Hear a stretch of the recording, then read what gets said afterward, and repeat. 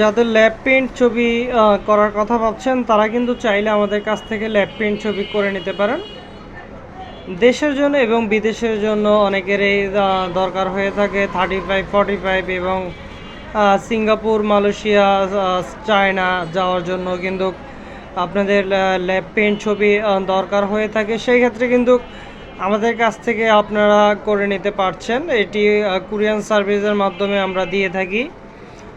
ছবি আসলে এটি আপনার ছবি অন্যজনের কাছে কোনো দেওয়া যায় না বা বিক্রি করা যায় না। সেই ক্ষেত্রে কিন্তু আমরা ছবির জন্য আগে এই পেমেন্টটা নিয়ে থাকি।